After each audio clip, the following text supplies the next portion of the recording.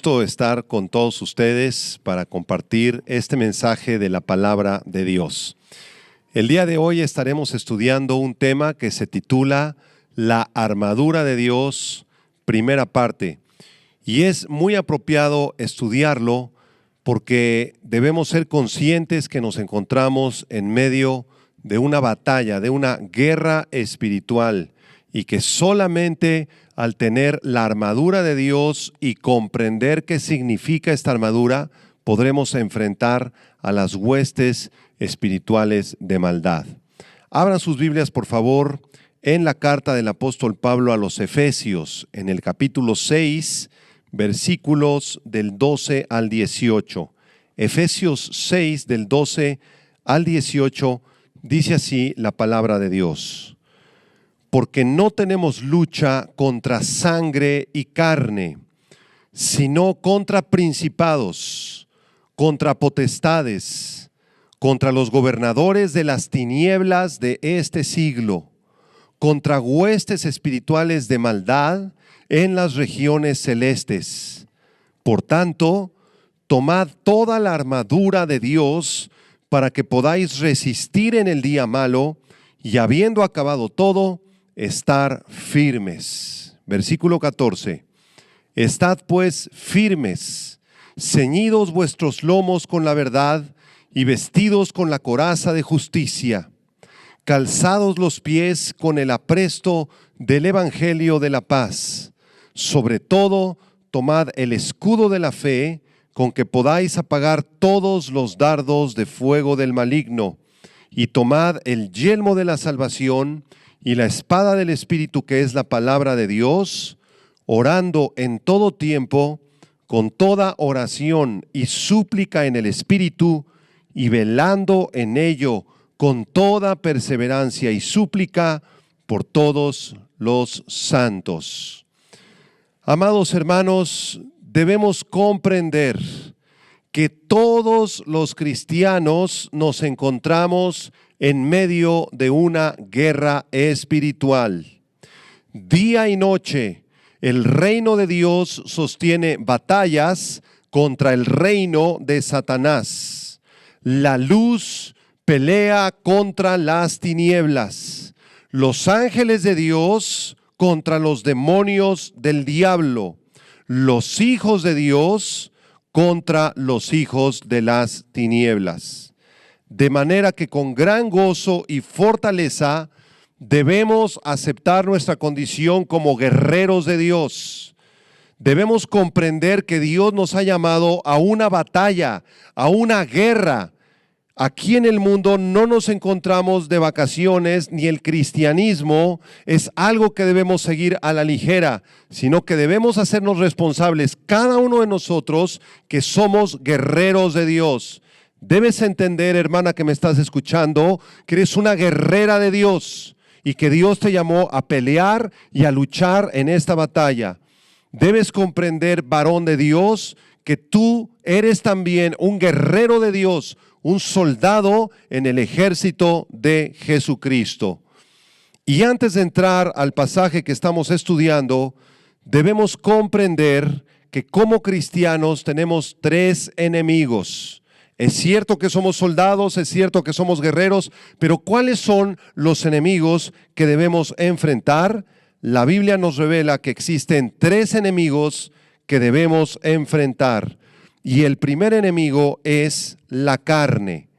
Este enemigo es el más difícil de derrotar.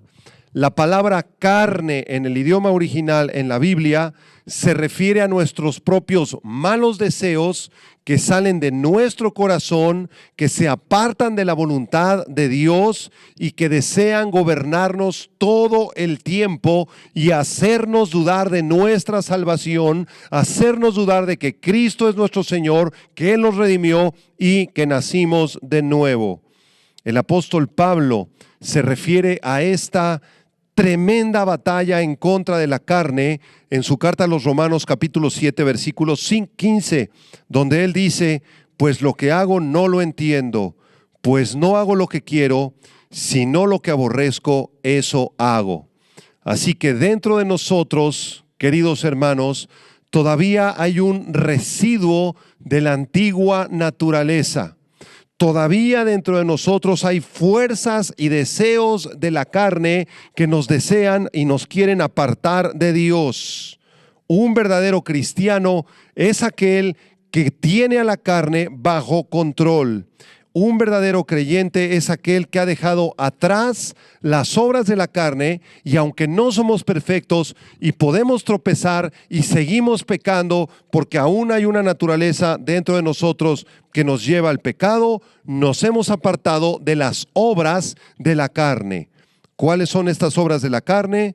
En Gálatas 5 del 19 al 21 la Biblia dice que son adulterio, fornicación, inmundicia, lascivia, idolatría, hechicerías, enemistades, pleitos, celos, iras, contiendas, disensiones, herejías, envidias, homicidios, borracheras, orgías y cosas semejantes a estas.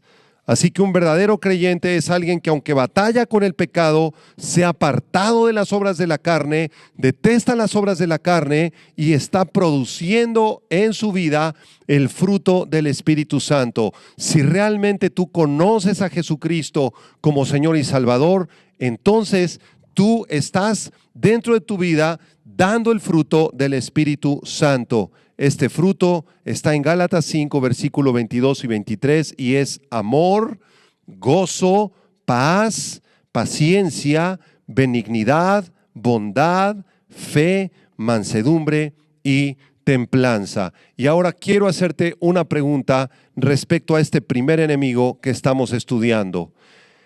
¿Tú eres de la carne o eres del Espíritu? ¿Estás caminando en las cosas de la carne todavía? ¿O ahora amas al Señor y tu vida está dirigida por el Espíritu Santo?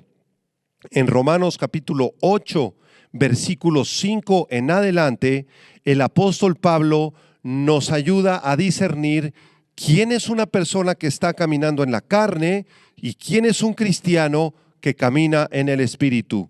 Romanos 8, versículo 5, porque los que son de la carne piensan en las cosas de la carne, pero los que son del Espíritu, en las cosas del Espíritu.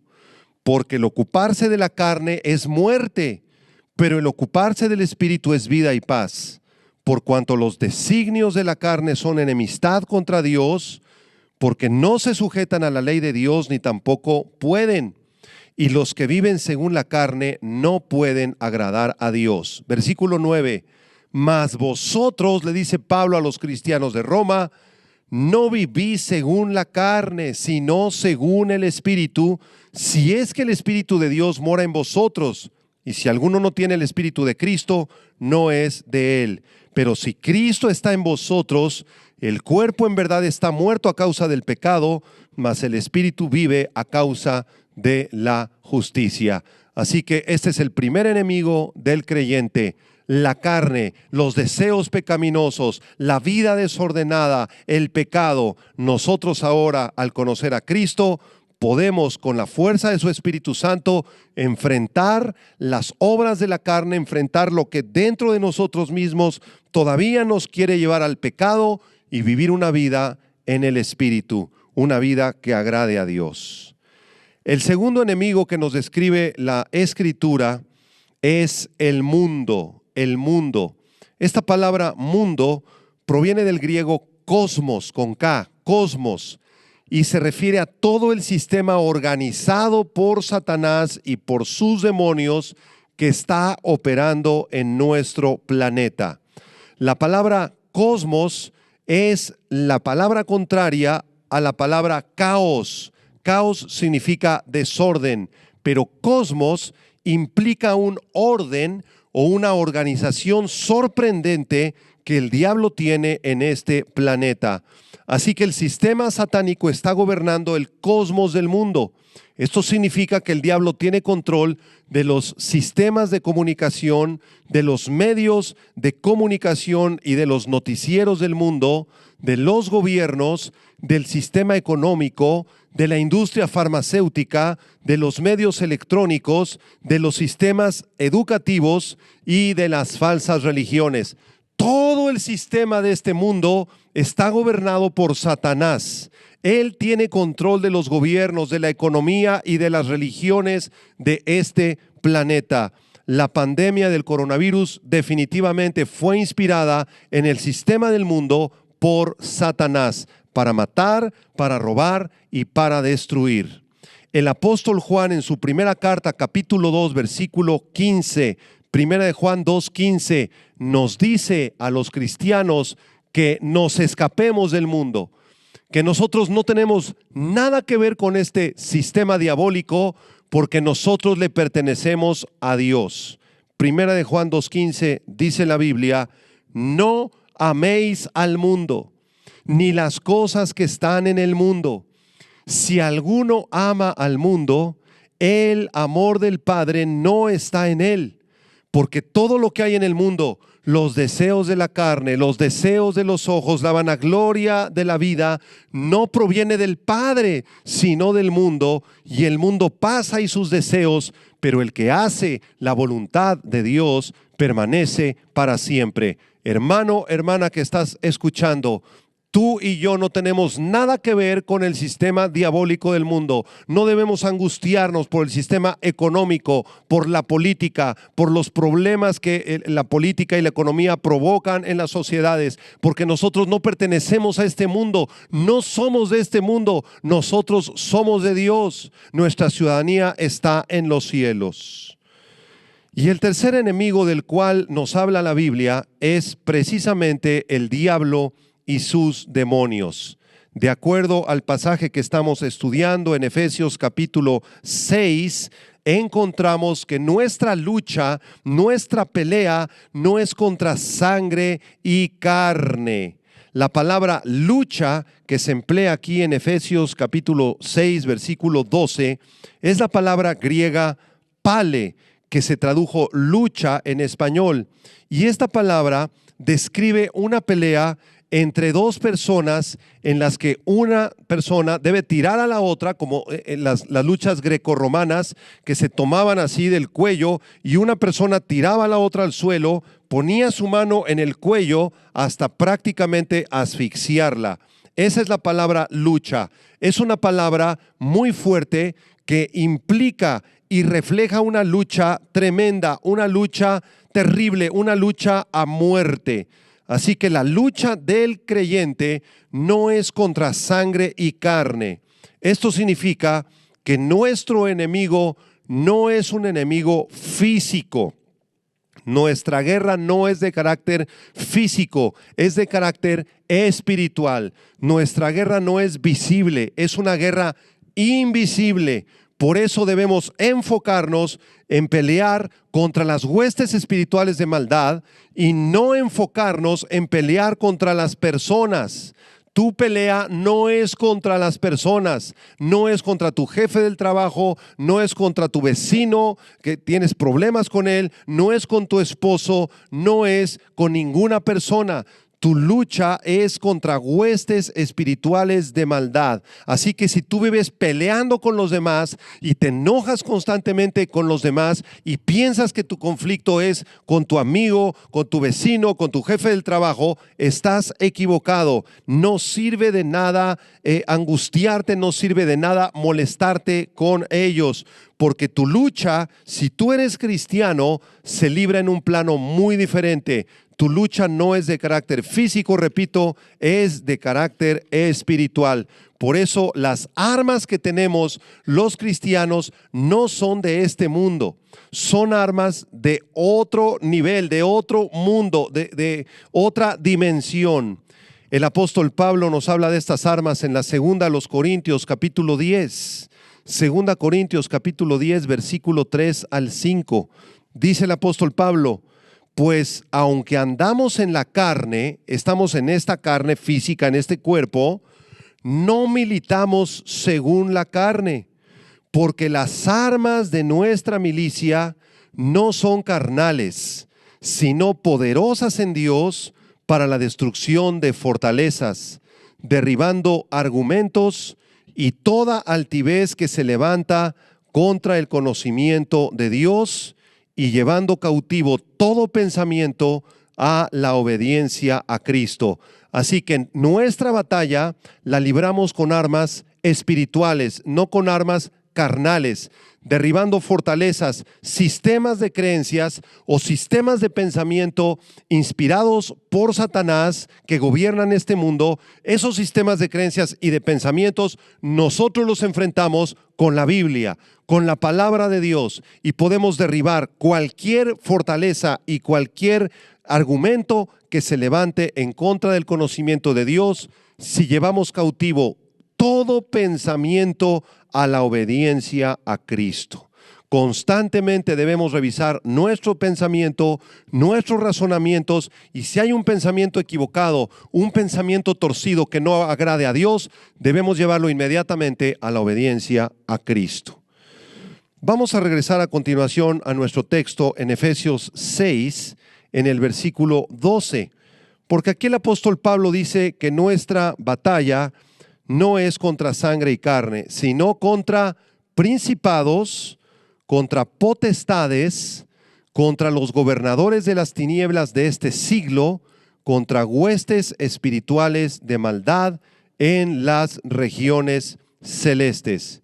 Si ustedes pusieron atención en este versículo 12, se dieron cuenta que hay 4 clasificaciones de seres malvados, seres diabólicos que están gobernando este planeta. Y la primera de estas clasificaciones son los principados. La palabra griega argé, que se tradujo aquí principados, se refiere a los demonios de más alto rango. Estos son los líderes que gobiernan a los otros demonios de menor rango, así como en el ejército existen los generales, los coroneles, los capitanes, etcétera, hasta los soldados rasos. Es igual en la organización diabólica de su ejército. La segunda clasificación son las potestades. Proviene de la palabra griega exousia y describe un rango más bajo que los principados. Esta palabra potestades implica poder, autoridad y jurisdicción. Así que es muy posible que estas potestades estén asignadas a diferentes áreas geográficas del planeta Tierra. La tercera clasificación son los gobernadores de las tinieblas de este siglo. Esta palabra gobernador proviene de la palabra griega cosmocrator. Estos son demonios que gobiernan sobre los diversos sistemas del mundo caído. Son demonios que están infiltrados en la política, en la economía, en el sistema financiero, en el sistema de las farmacéuticas, ¿verdad? Y estos gobernadores de las tinieblas influencian a los líderes del mundo para que ellos adoren a Satanás. Y la cuarta clasificación son las huestes espirituales de maldad en las regiones celestes. Estas huestes espirituales de maldad son demonios del más bajo rango. En el original griego son los neumáticos, que son seres espirituales, son demonios que están ejecutando el plan de Satanás. Las personas que llevan a cabo prácticas sexuales pervertidas, como la homosexualidad, el lesbianismo, los matrimonios gays, el adulterio, la fornicación, el bestialismo, etcétera, estas personas están bajo la influencia de las huestes espirituales de maldad. Las personas que practican ocultismo, hechicería, brujería, magia en cualquiera de sus formas, estas personas están bajo la influencia de los neumáticos. Así que estos principados, potestades, gobernadores de las tinieblas y huestes espirituales de maldad describen los diferentes rangos y niveles de demonios, así como el imperio sobrenatural de maldad en el cual operan. Es importante recordar antes de seguir que ningún cristiano, ningún hijo o hija de Dios puede ser poseído por estas potestades, principados o gobernadores de las tinieblas, porque nosotros somos posesión de Cristo. Un cristiano puede ser oprimido por demonios, puede ser molestado por demonios o puede ser atormentado por demonios si tú tienes pecado en tu vida. Si tú estás consintiendo obras de la carne o eres una persona llena de orgullo, llena de envidia, ¿verdad? Y Dios te ha dicho que te arrepientas y tú sigues insistiendo en tu pecado, tú estás abriendo puertas a los demonios y puedes ser atormentado por ellos. Pero de ninguna manera un cristiano puede ser poseído por los demonios ni por Satanás. Ahora, regresamos a Efesios 6, en el versículo 13, se nos da la clave para la victoria ante estos principados y potestades y gobernadores de las tinieblas y huestes espirituales de maldad. Vamos a leer el versículo 13, ¿qué dice? Por tanto, dice aquí Pablo, tomad toda la armadura de Dios para que podáis resistir en el día malo y habiendo acabado todo, estad firmes. Escucha por favor lo siguiente con atención. Para poder vivir en victoria todos los días en contra de las acechanzas del diablo, debemos tomar toda la armadura de Dios. De nada sirve tomar el calzado y dejar el yelmo. No sirve de nada tomar la espada y dejar el escudo.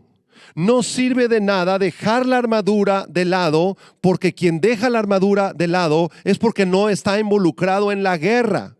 Así que la instrucción de Dios a través del apóstol Pablo es que tomemos toda la armadura de Dios. Y esto tiene el propósito de resistir el día malo, para poder resistir las acechanzas del diablo y lo que vemos en los noticieros y lo que está ocurriendo actualmente con la pandemia del coronavirus y toda la presión y el miedo que está sobre todo el mundo, para que nosotros podamos soportar toda esta presión y todo este miedo que está sobre el mundo, debemos tomar toda la armadura de Dios. Quiero que apuntes ahí en un cuaderno la palabra resistir. Resistir el día malo. Esta palabra resistir es la palabra griega antístemi y es un verbo griego que significa soportar, oponerse, permanecer en contra. Así que cuando venga el día malo, nosotros debemos tomar la armadura de Dios y debemos resistir, debemos oponernos, debemos mantenernos firmes en Cristo, firmes en la doctrina de las Sagradas Escrituras para resistir el día malo. ¿Cuál es el día malo? Bueno, los cristianos de vez en cuando tenemos días malos.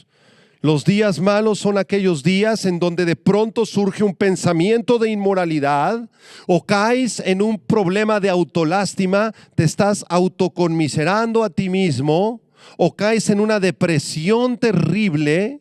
Son aquellos días donde te sientes confundido en tu fe, donde comienzas a dudar si realmente eres cristiano, si realmente vas a ir al cielo el día de tu muerte. Son aquellos días donde te sientes ansioso, donde estás intranquilo, donde estás lleno de desesperanza, donde estás lleno de desánimo, y esos días son los días malos y tú debes resistirlos en el poder de Cristo, en el poder del Espíritu Santo de Dios. Recuerda que lo más importante no es cómo iniciamos la batalla, sino cómo vamos a terminar la batalla. Y recuerda que las victorias más grandes provienen siempre de las batallas más grandes cuando son luchadas con el poder del Señor y con su armadura gloriosa. Para poder tener victoria, entonces, debemos estar siempre revestidos de la armadura de Dios. Hay cristianos o supuestos cristianos que recibieron a Cristo hace muchos años y comenzaron a predicar y a ganar las almas, ¿verdad? Pero de pronto se apartaron de Cristo. Y nos preguntamos, ¿dónde quedó aquel hermano que predicaba con tanto ahínco, con tanto poder hace unos años? Ese hermano apostató de la fe, se fue a las falsas religiones. ¿Y dónde está aquella hermana que estaba en el grupo de evangelismo hace tantos años y no faltaba los discipulados y se le notaba un amor a Cristo? Aquella persona terminó en alcoholismo, se apartó del Señor, ya no siguió adelante. Entonces es muy importante que tú y yo permanezcamos firmes, porque vendrán días malos, vendrán ataques de Satanás fuertes a nuestra vida y en contra de la iglesia, y solamente aquellos que estén firmes en Cristo, solamente aquellos que tengan la armadura de Dios puesta todo el tiempo, todos los días, son los que van a poder resistir en esos días malos. Ahora bien, ¿cuáles son los elementos de la armadura de Dios? Vamos a estudiar a continuación los 6 elementos de la armadura de Dios. En esta conferencia nos va a dar tiempo de estudiar los primeros 3 elementos de esta armadura, y en la siguiente conferencia, en la segunda parte, estudiaremos el resto de estos elementos. Regresamos a Efesios 6 y en el versículo 14 aparece este primer componente de la armadura de Dios. El verso 14 dice: estad pues firmes, firmes, ceñidos vuestros lomos con la verdad. Ceñidos vuestros lomos con la verdad. Quiero explicarle que los soldados romanos llevaban puesta siempre una túnica como prenda básica. Esta túnica era elaborada de un pedazo de tela grande que tenía aberturas para la cabeza y los brazos. Cuando los soldados iban a la batalla, tenían que sujetar la túnica por medio de un cinturón de piel, de donde colgaba una especie de delantal protegiendo su abdomen y sus partes bajas. Cuando los soldados se preparaban para la batalla, ellos se ponían en primer lugar este cinturón de piel. Desde luego, primero ponían la túnica, pero si no se ponían el cinturón, la túnica les era muy incómoda, salía contraproducente en la batalla y podían ser atacados más fácilmente por el enemigo. Por eso el primer elemento que ellos se ponían era justamente este cinturón, ¿verdad?, que les protegía el abdomen y sus partes bajas para que no les ganaran en el combate. Ceñir los lomos en el idioma bíblico se refería a apretarse el cinturón, ¿ok? Era un síntoma de presteza y preparación en los soldados romanos. Ceñir el lomo era algo que hacían con gran disciplina y con estricto disciplina militar, ¿de acuerdo? Entonces este cinto que ellos se ponían era una parte fundamental de la armadura. Si un soldado iba a la guerra sin este cinturón, rápidamente alguna flecha podía atravesarle el abdomen o lastimarlo y dejarlo fuera de combate. Aquí el Espíritu Santo está utilizando esta armadura de los soldados romanos para aplicarlo a nuestras vidas. El cinto de los cristianos, el cinto del guerrero de Cristo, no es de cuero, sino que está formado con la verdad de Dios, está construido con la verdad de Dios. Por eso dice el versículo 14: estad pues firmes, ceñidos vuestros lomos con la verdad. Ese es el cinturón del guerrero y del soldado cristiano. Ahora bien, la palabra verdad proviene del griego aletheia, y se refiere al contenido de aquello que es cierto y conforme a la realidad. En otras palabras, el Señor nos está diciendo: ponte esa túnica y después ajústate el cinturón.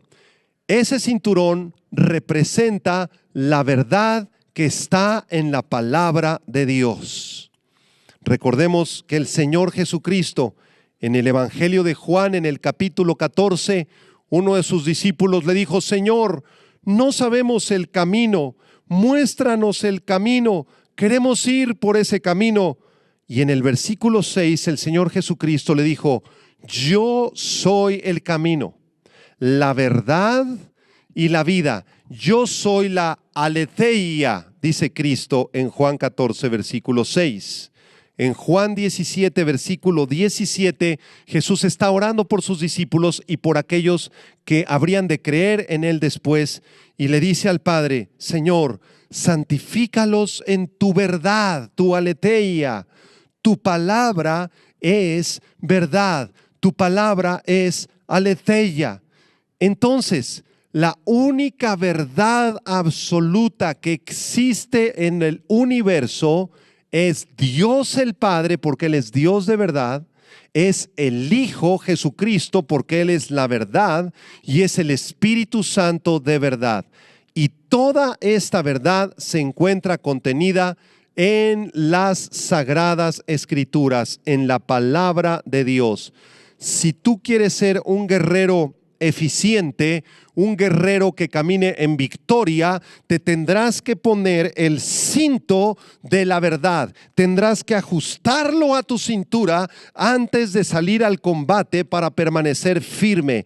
Esa verdad, repito, se encuentra en Jesucristo, se encuentra en el Padre, se encuentra en el Espíritu Santo y se encuentra en las Sagradas Escrituras. Que la verdad de las Sagradas Escrituras sea el cinto con el cual tú te vistas para la batalla. Un cristiano que no está bien cimentado en la verdad de la persona de Jesucristo y del contenido de la doctrina de la palabra de Dios, es un cristiano que va a ser derrotado fácilmente en la batalla.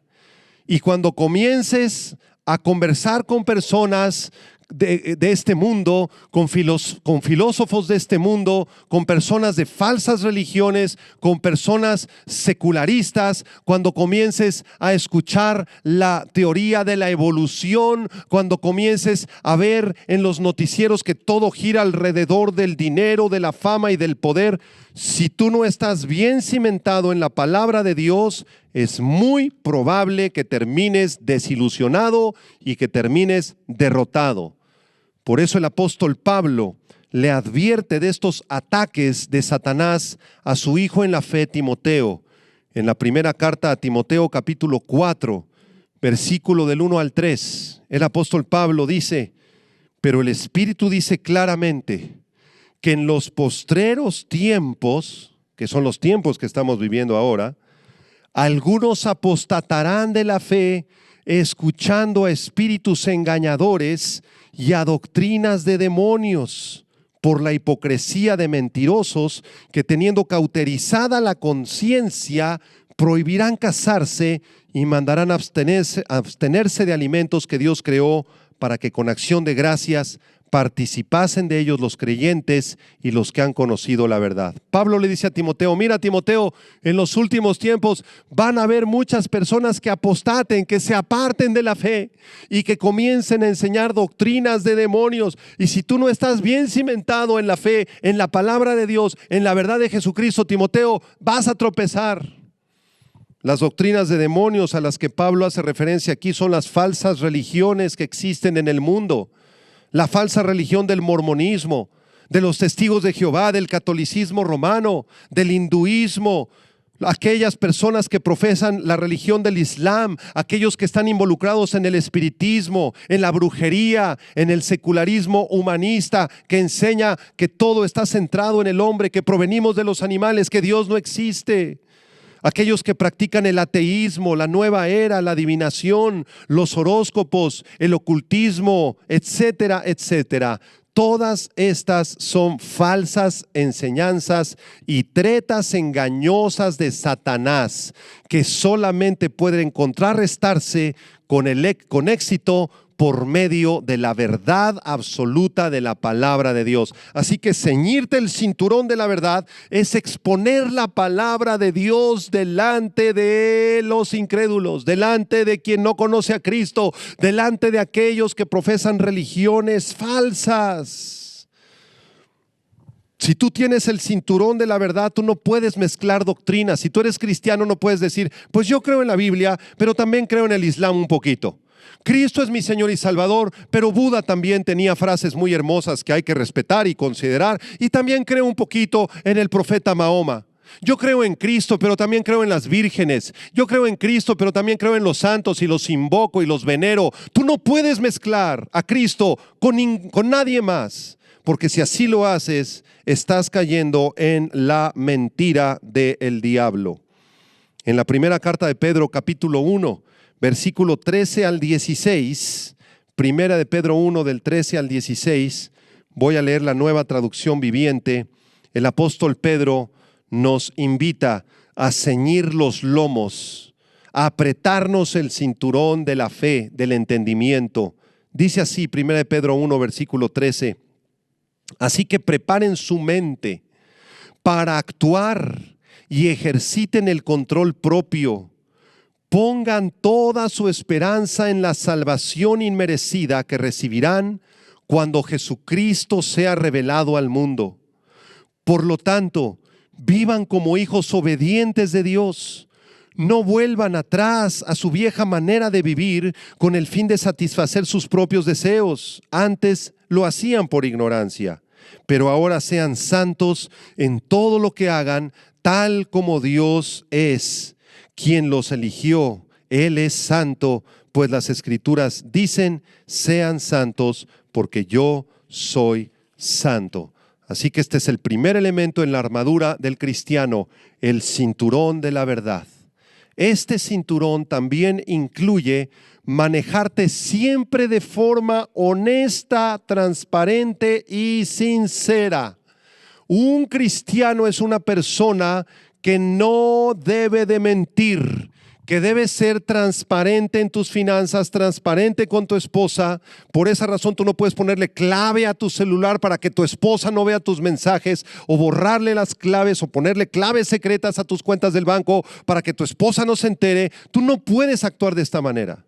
Tú debes de ser transparente, honesto y dirigirte siempre con la verdad, porque si tú mientes en cualquier área de tu vida, estás jugando con fuego. Estás abriendo puertas al diablo, porque el diablo es mentiroso y padre de mentira. Así que cada vez que un cristiano miente en cualquier asunto y de cualquier forma, está abriendo puertas a los demonios de Satanás para que lo atormenten. En el Salmo 15, versículo 1 y 2, Salmo 15, verso 1 y 2, la Nueva Traducción Viviente dice así: Señor, ¿quién puede adorar en tu santuario?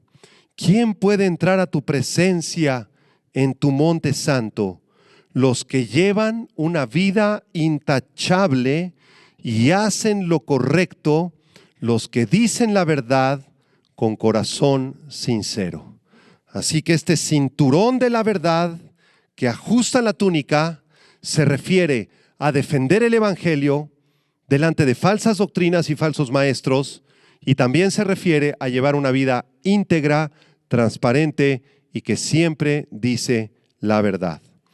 Vamos a estudiar el segundo elemento de esta armadura de Dios. Regresamos a Efesios capítulo 6 y vamos a estudiar ahí en el versículo 14 el segundo elemento de la armadura. Dice así: estad pues firmes, ceñidos vuestros lomos con la verdad y vestidos con la coraza de justicia. La coraza de justicia era una parte de la armadura de los soldados romanos que les cubrían el pecho totalmente. Existían dos clases de coraza. La primera se construía uniendo piezas curvadas de metal, como lo vemos en la imagen, y se unían con agujetas de cuero. La otra coraza se construía con pequeños anillos metálicos unidos unos con otros hasta formar un chaleco. Y el propósito de esta coraza, desde luego, era proteger los órganos vitales del soldado. Si la coraza fallaba, una flecha del enemigo podía traspasar su corazón y sus intestinos, matándolo inmediatamente. Para los judíos de la antigüedad, el corazón representaba la mente y la voluntad, y los intestinos eran considerados el asiento de las emociones y de los sentimientos.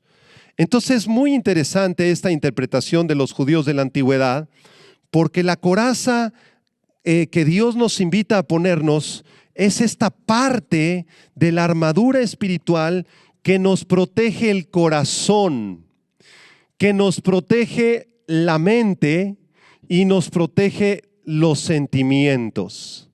Debemos recordar que Satanás, con su perverso sistema pecaminoso, va a arrojarnos flechas terribles directamente al corazón. También Satanás va a querer arrojar flechas a la parte del estómago, a los intestinos, que representan las emociones y los sentimientos. Satanás va a querer atacarnos con todas sus fuerzas en nuestra mente, en nuestro corazón y en nuestros sentimientos. Lo va a hacer a través de pensamientos de inmoralidad, de sueños de adulterios y de fantasías sexuales.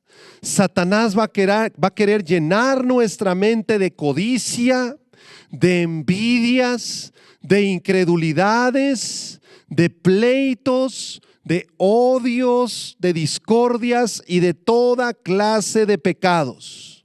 Satanás también va a apuntar sus flechas hacia tu estómago, que representaba, repito, el asiento de las emociones y de los sentimientos, y va a querer jugar con tus emociones. Satanás va a querer sembrar en tus emociones depresión, tristeza, fracaso, rechazo, autolástima. Cuando un cristiano va por la vida y comienza con autolástima: no sirvo para nada, y ya no tengo trabajo, y ya perdí a mi familia, y no sirvo para absolutamente nada en el reino de Dios. Y estos sentimientos, estas emociones son usadas por el diablo para destruir nuestras vidas. Por esa razón, amados hermanos, es importantísimo que nos pongamos la coraza de justicia. Y esta coraza de justicia no se refiere a una justicia propia, que tú te pongas esta coraza y que digas: oh, por mis méritos y por mi sabiduría, Dios me ha aceptado porque yo soy un gran cristiano. No, esa justicia no sirve para nada. Esa es una autojustificación individual que muchos cristianos pretenden y se llenan de orgullo. Esa no es la coraza de justicia.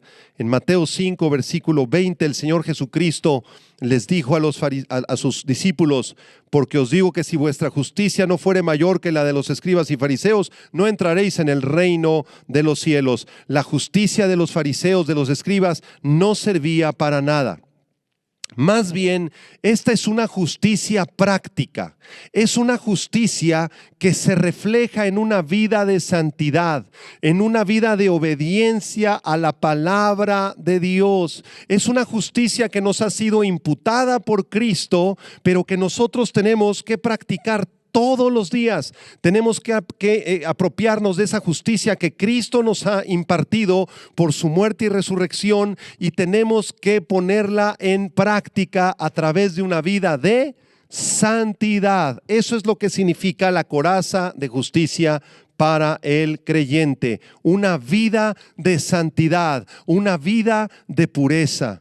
El apóstol Pablo desarrolla esta idea en su carta a los Filipenses, en el capítulo 3, versículo 8 y 9. Filipenses 3, 8 y 9 dice el apóstol Pablo: ciertamente aún estimo todas las cosas como pérdida por la excelencia del conocimiento de Cristo Jesús mi Señor, por amor del cual lo he perdido todo y lo tengo por basura para ganar a Cristo y ser hallado en Él, no teniendo mi propia justicia que es por la ley, sino la que es por la fe de Cristo, la justicia que es de Dios por la fe.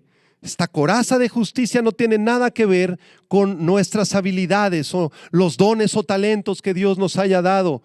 No tiene que ver con eso, más bien tiene que ver con una vida práctica, repito, una vida en obediencia diaria, momento tras momento, a nuestro Padre Celestial. Esta parte de la armadura de Dios es una vida en santidad, para la cual Dios suministra su poder, y nosotros también debemos suministrar toda nuestra disposición diaria. Así que si en nuestra vida hay problemas espirituales, hay problemas sentimentales, hay depresión, hay ansiedad, te la pasas preocupado y preocupado todo el tiempo, estás angustiado por el futuro, por la economía, ¿qué voy a comer mañana? ¿Qué va a pasar con mis hijos pasado mañana? ¿No vamos a salir de esta crisis? ¿Cuándo vamos a salir? ¿Qué va a pasar con nuestros salarios?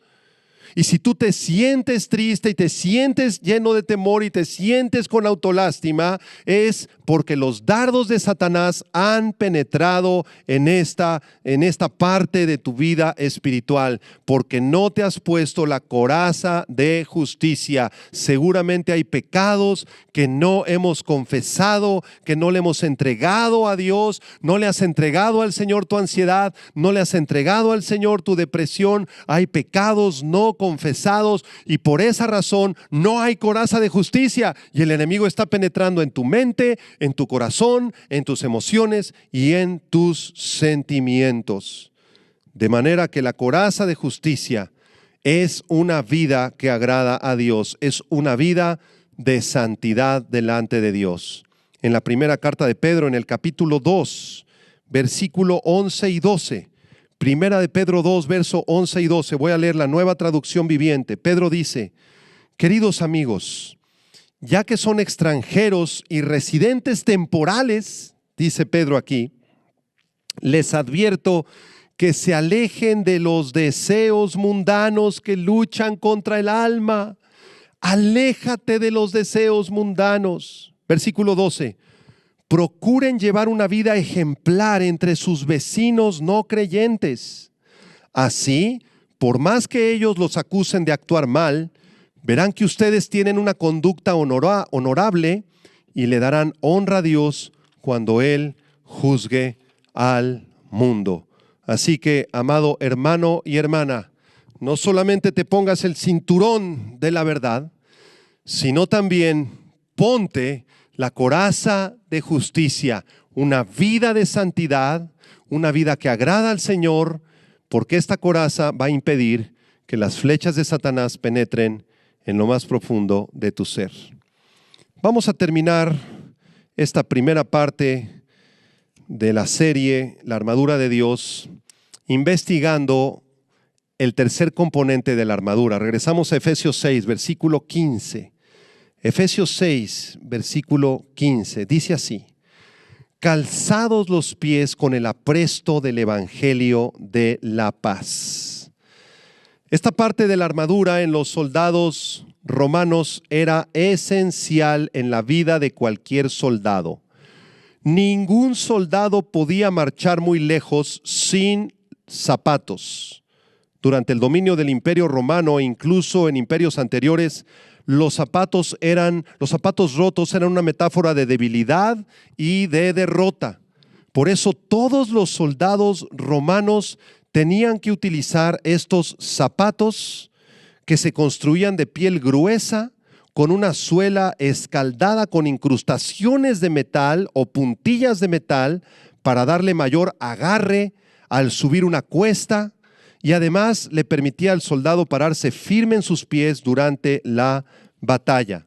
Los zapatos eran una parte importantísima en la armadura porque el soldado debía recorrer caminos ásperos, pisar sobre rocas filosas, sobre espinas, atravesar ríos, corrientes de agua, lodo y toda clase de obstáculos en cualquier terreno para poder llegar a la batalla.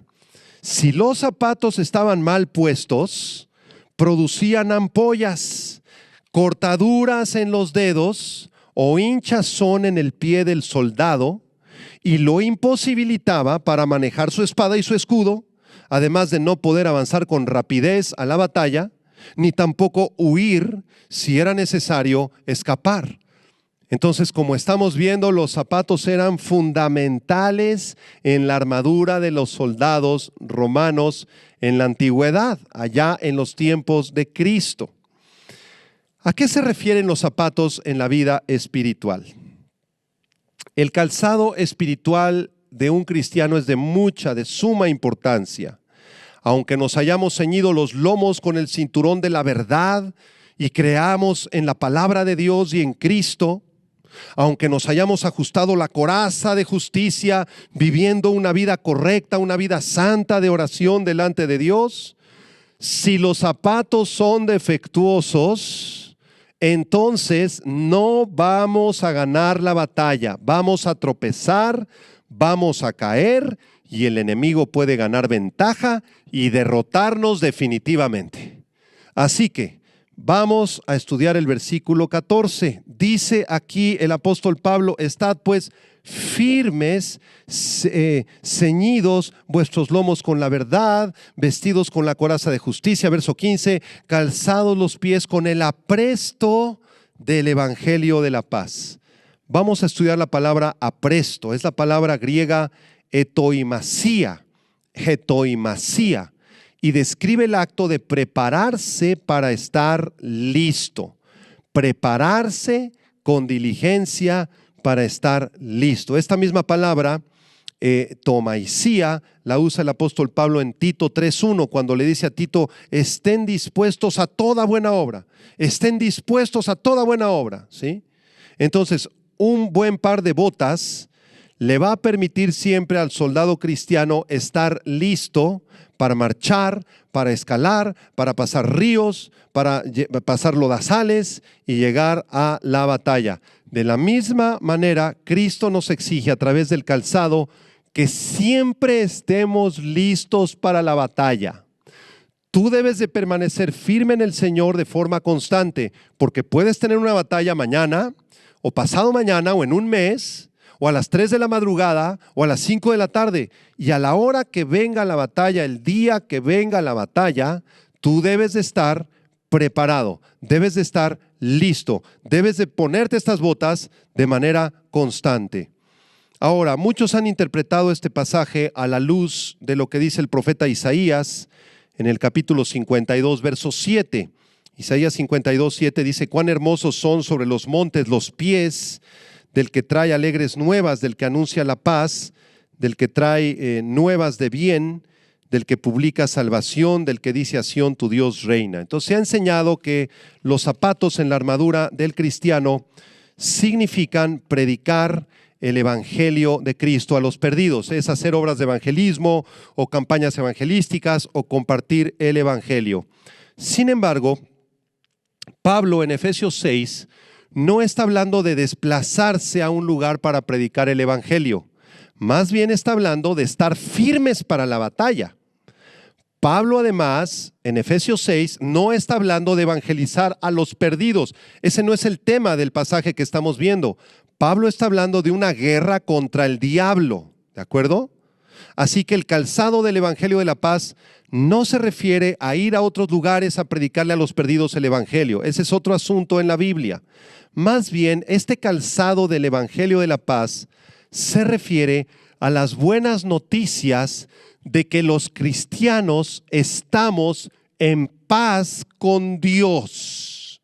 Eso se refiere el calzado en la armadura del soldado cristiano.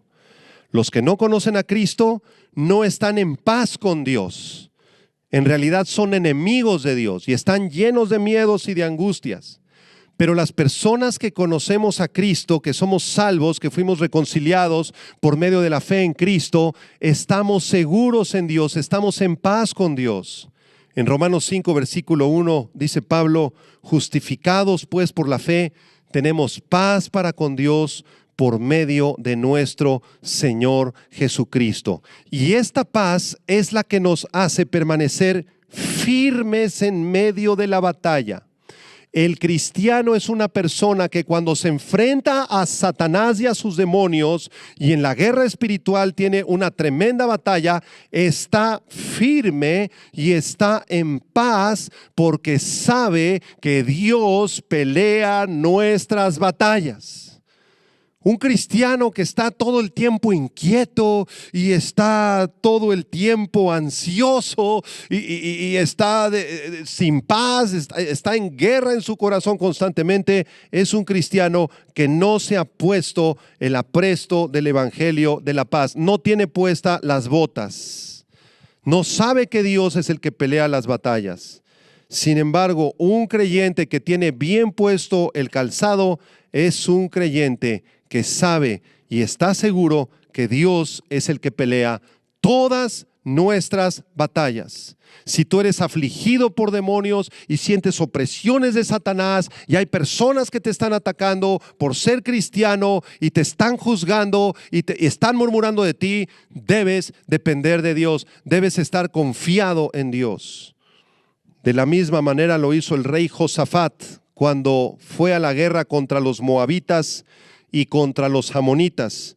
En el segundo libro de las Crónicas, en el capítulo 20, dice la Biblia, en el versículo 2, segunda Crónicas 20, versículo 2, que acudieron algunos y dieron aviso a Josafat diciendo: contra ti viene una gran multitud del otro lado del mar y de Siria, y aquí está en Hasezón Tamar, que es en Gadi. Versículo 3, entonces él tuvo temor y Josafat humilló su rostro para consultar a Jehová e hizo pregonar ayuno a todo Judá, y se reunieron los de Judá para pedir socorro a Jehová, y también de todas las ciudades de Judá vinieron a pedir ayuda a Jehová. Y más adelante, en el versículo número 14 y número 15, dice la Biblia, en el versículo 14 y versículo 15, dice la Biblia de la siguiente manera.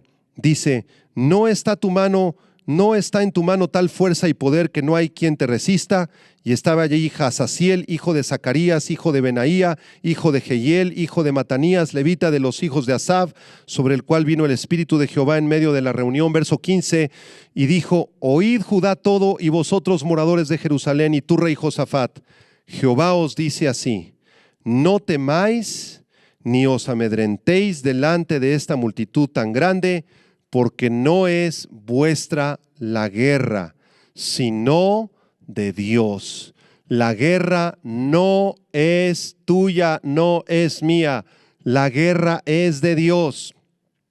Deja que Él pelee tus batallas. Deja que Él provea el trabajo que necesitas. Deja que Él sea quien sustente la economía de tu familia. No quieras tú pelear esa guerra. Deja que Él te traiga paz a tu corazón para que no tengas temor de nada en este mundo. El cristiano que se manifiesta firme en el poder de Dios no tiene necesidad de temer a ningún enemigo, ni a los demonios de Satanás, ni a Satanás mismo.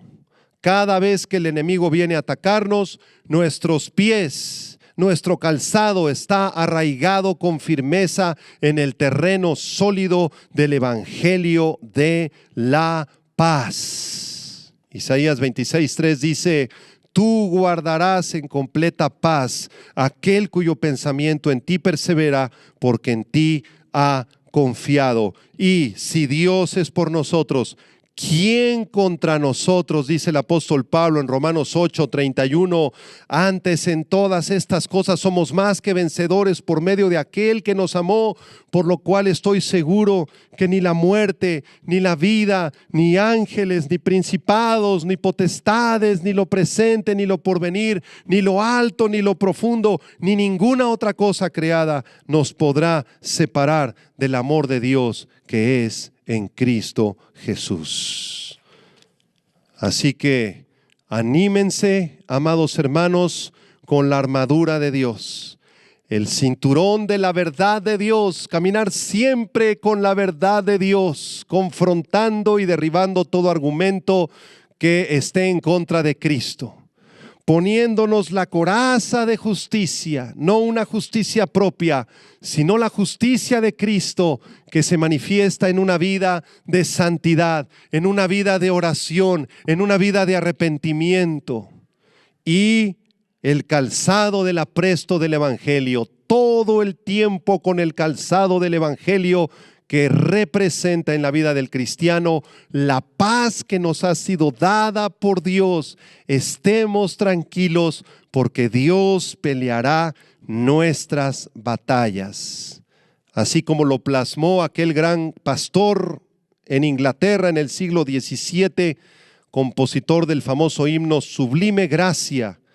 Este gran pastor llamado John Newton escribió un himno que dice de la siguiente manera: aunque muchos enemigos te acosen por doquier y tu brazo débil sea, tu vida está escondida con Cristo en Dios, fuera del peligro del maligno y de su poder.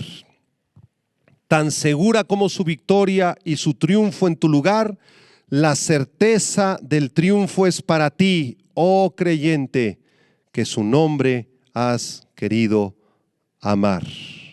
Vamos a hacer una oración. Señor, te damos gracias por este pasaje tan precioso de la Escritura, a través del cual comprendemos que estamos en una guerra espiritual, Señor, y que nuestro enemigo, Señor, la carne, el mundo y Satanás y sus demonios, no tendrán parte ni suerte, ni podrán ganar ninguna batalla si nosotros estamos revestidos con la armadura de Dios. Señor, oramos para que en este instante todos los hermanos y las hermanas que están viendo esta transmisión estén vestidos con la armadura de Dios, Señor. Que podamos tener ese cinto de la verdad, Señor. Que podamos defender las doctrinas de la Biblia, Señor, y comprender que tú eres la verdad. Que tu palabra nos santifica y que en tu palabra encontramos la verdad del Evangelio, Señor. Que podamos también tener la coraza de justicia, Señor, que nos protege de todos los dardos del maligno que Él dispara contra nuestro corazón, contra nuestra mente y contra nuestros sentimientos. Señor, que esta coraza de justicia, que es representada en una vida de santidad, sea verdadera en la vida de todos nosotros, Señor. Y también oramos para que nos pongamos el calzado, el apresto del Evangelio de la paz, que estemos firmes en medio de la batalla, Señor, que sepamos que tú estás peleando nuestras batallas y que si tú peleas nuestras batallas tendremos victoria, Señor. Levanta tus manos ahí donde estás y dile: Señor, gracias porque tú me defiendes por medio de tu preciosa armadura, Señor. Tú eres maravilloso, tú eres mi guerrero valiente, Señor. Tú eres mi Dios, el que pelea por mí, Señor, en medio de las guerras y de las batallas, Señor. Gracias te damos porque en ti tenemos la victoria, en ti estamos seguros y en ti somos más que vencedores por medio de aquel que nos amó. La gloria sea a ti, Señor, y a tu Hijo Jesucristo, por todos los siglos de los siglos. Amén y amén. Muchas gracias por haber escuchado este mensaje. Que Dios les bendiga y estén atentos para la segunda parte de este tema, la armadura de Dios. Vida Nueva